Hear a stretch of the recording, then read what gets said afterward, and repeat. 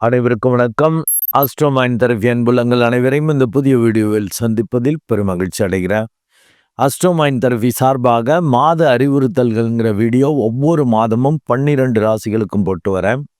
அந்த வகையில் பிப்ரவரி 20 முதல் மார்ச் 20, 2026 கும்ப லக்னம் அண்ட் கும்பராசி அன்புள்ளங்களுக்கு என்ன மாதிரி பலன்கள் ஏற்பட போது, அவர்களுக்கான அறிவுறுத்தல்கள் என்ன அப்படிங்கிறத இந்த வீடியோவில் பார்க்க போகிறோம். கும்ப லக்னம் அண்டு கும்பராசி அன்புள்ளங்களுக்கான அறிவுறுத்தல்கள் என்பது பேச்சு கூட்டு கவனத்தால் அதிர்ஷ்டம் காக்கும் மாதம். மீண்டும் உங்களுக்கான அந்த அறிவுறுத்தலை அந்த தலைப்பை சொல்றேன். பேச்சு கூட்டு கவனத்தால் அதிர்ஷ்டம் காக்கும் மாதம். அப்ப அதிர்ஷ்டம் கிடைக்கும், அதை காத்துக்கணும், கெடுத்துடக்கூடாது அப்படிங்கிறது. எதுல? பேச்சு வழியா கெடுத்துக்க கூடாது, கவனமா இருக்கணும். பேச்சுல கவனம். கூட்டாளிகளை எல்லோர்ட்டையும் இணைஞ்சு கூட்டு யாரா இருந்தாலும் முன்ன பின்ன தெரியாதவங்களா இருந்தாலும் அன்பாக அரவணைத்து கொண்டு ஒரு இணக்கமாக அப்படிதான் பண்ணணும். பகைக்க கூடாது.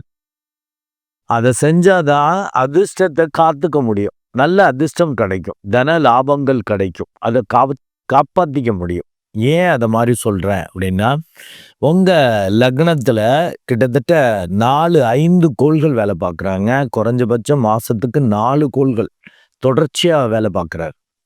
அப்ப உங்களை அறியாம மனசு அப்படி கிளேசமாக என்ன செய்கிறோம் என்ன ஏதுன்னு கவனம் இல்லாம உணர்ச்சி வசப்படக்கூடிய தன்மை, தன்னை ஒரு பெரிய ஆளா நினச்சிக்கிட்டு பண்ணக்கூடிய தன்மை, இதெல்லாம் வரும். பேச்சும் அறியாமையால விரயத்தை வரவழைச்சிக்கிற மாதிரி, பேரை கெடுத்துக்கிற மாதிரி அப்படிலாம் வர்றதுக்கான நிம்மதி சந்தோஷத்தை கெடுத்துக்கிறதுக்கான வாய்ப்பாக இருக்கும். ஜாக்கிரதை. அதனால எல்லாத்தையும் முரண்பாடு இல்லாமல் கூட்டாளிகளாக இருக்கணும். பேச்சில் கவனம் இருந்துட்டாலே அதிர்ஷ்டம் வரும். அதிர்ஷ்டத்தை கொடுக்க அந்த குரு பகவான் ரெடியாக இருக்கார். 2-11 கூடையவன் 5ல் இருக்கான். ஆனால் வக்ரம் பெற்று போயிருக்கான். ரொம்ப எதிர்பார்த்து ஆகும்னு செஞ்சீங்கன்னா சொதப்பும். அதை மனசில் ஞாபகம் வச்சுக்கணும். ஸோ வரபடி வரட்டும், நம்மளால் என்ன முடியுமோ அதை செஞ்சிருவோம் அப்படின்ட்டு நம்ம காரியத்தை செஞ்சிருவோம். பலனை அவர் தீர்மானிக்கட்டும் அப்படின்னு விட்டுருணும். கிருஷ்ண பகவான் சொன்ன மாதிரி கடமையை செய், பலனை எதிர்பார்க்காதேன்னு அப்படி செஞ்சீங்கன்னா கண்டிப்பாக அதிர்ஷ்டம் கிடைக்கும். அதிர்ஷ்டம்னா நினச்சி பார்க்காம அது இஷ்டத்துக்கு வரும், நிறையா மரியாதையா, ஆச்சரியமா.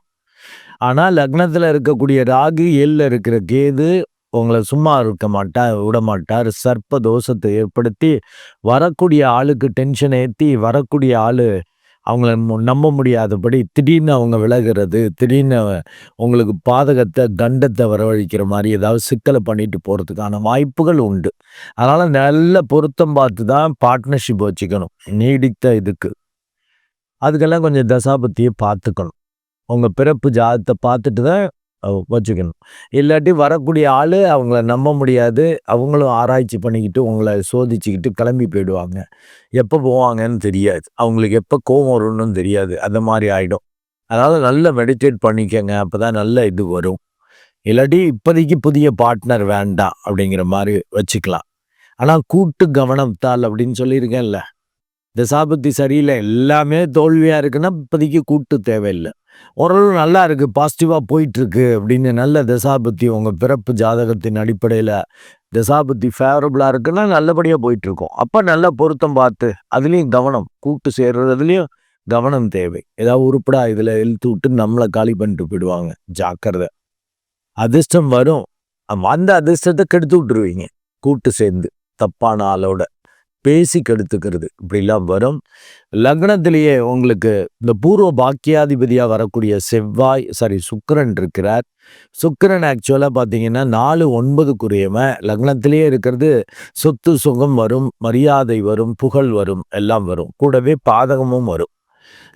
நிறைய எதிர்பார்த்து டொனேஷன் கேட்கறது, மற்ற இது பண்ணுறது இப்படிலாம் பண்ணுவாங்க. உங்களுக்கு கெட்ட பேர் வர மாதிரி நீங்கள் ஏதாவது பேசிடுவீங்க. இந்த மாதிரிலாம் வாய்ப்புகள் இருக்குது. ஏன்னா உங்களுக்கு ஸ்திர லக்னம்ங்கிறதால, கும்பம்ங்கிறது ஸ்திர லக்னம், ஸ்திர ராசி. அதுக்கு 9ஆம் இடம் பாதகம். அதனால நல்லா மெடிடேட் பண்ணிட்டீங்கன்னா பாதகம் வராமல் தப்பிச்சிக்கலாம். இல்லாட்டி இப்போ நீங்களே பாதகத்தை வரவழைச்சிக்குவீங்க.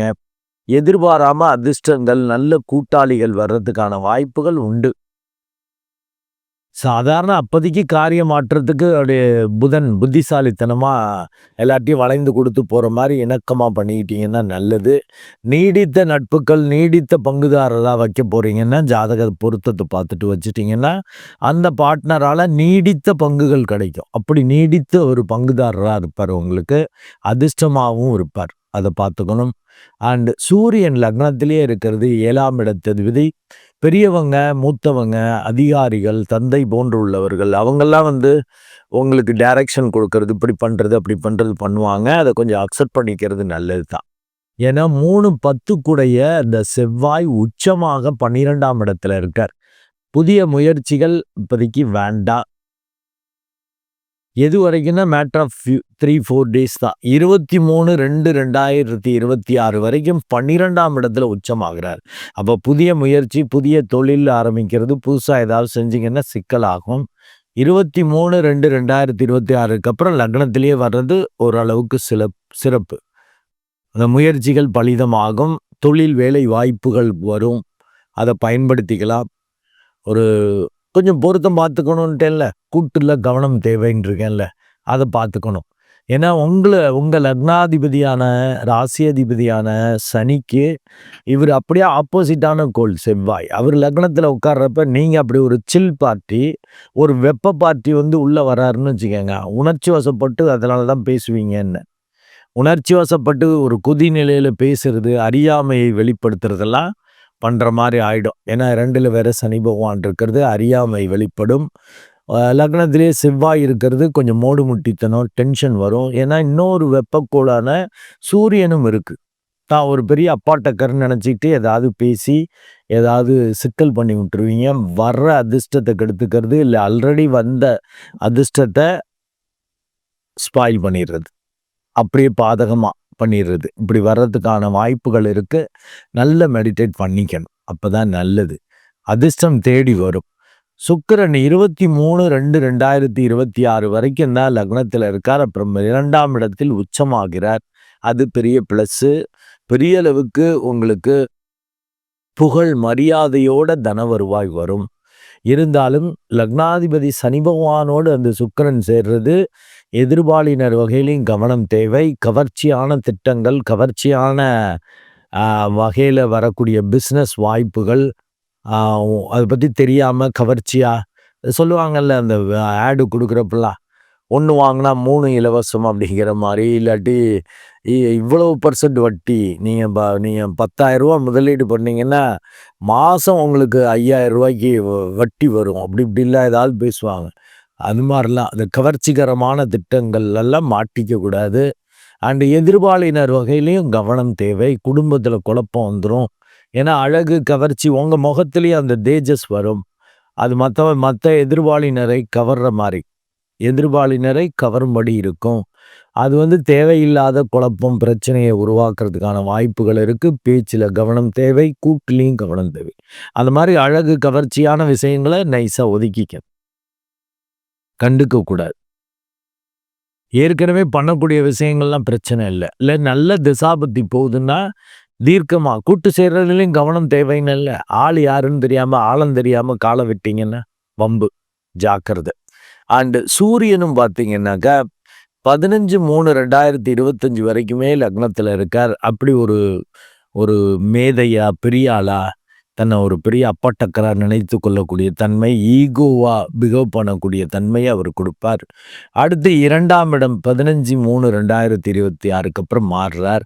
லாஸ்ட் 5 நாள் பேச்சு தெரிக்கும். ஏன்னா சுக்கிரனும் உச்சமாக இருக்கு, சூரியனும் சேருது. சனி பகவான் இருக்கிறப்ப டக்குன்னு சில டைம் அறியாமை வெளிப்படும். என்ன ஓவரா பீத்திக்கிறான், இல்லை ஓவரா திமிரா பேசுறானே, ஓவரா அகங்காரமா இருக்கு, பேச்சு சரியில்லையே அப்படின்னு சொல்றதுக்கான வாய்ப்புகள் இருக்கு. நல்ல மெடிடேட் பண்ணிக்கணும். மெடிடேட் பண்ணிட்டீங்கன்னா அந்த 7ல் உள்ள கேது வரக்கூடிய நல்ல வாய்ப்புகளை முறையாக பயன்படுத்திக்க வச்சுக்கார். இல்லாட்டி கிறுக்கம் போல தேவையில்லாமல் வரக்கூடிய ஆளுங்களை முறிவு பிரிவுன்னு பண்ணிக்கிற மாதிரி செஞ்சிருவார். ஜாக்கிரதை. உங்களுக்கு அந்த குரு பகவான் கொடுக்கக்கூடிய அந்த அதிர்ஷ்டத்தை அது பெருசாக எதிர்பார்த்து செய்யக்கூடாதுன்றங்க, அதையும் நாம வச்சுக்கணும். அதை காத்துக்கணும் அப்படின்னா பேச்சிலையும் கூட்டுலையும் கவனமாக இருந்துக்கணும்.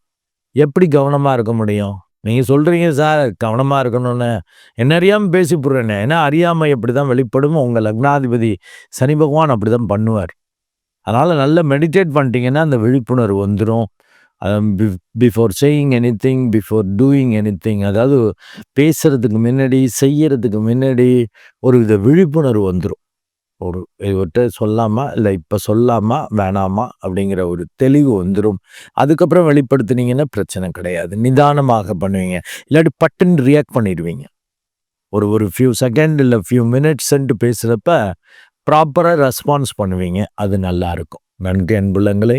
மீண்டும் ஒரு நல்ல வீடியோல உங்கள சந்திக்கிறேன். அதுவரை உங்களிடமிருந்து வணக்கம் கூறி விடைபெறுவது உங்கள் அன்பு டாக்டர் அருட்குடந்தை ஆறு கணேசன். நன்றி, வணக்கம்.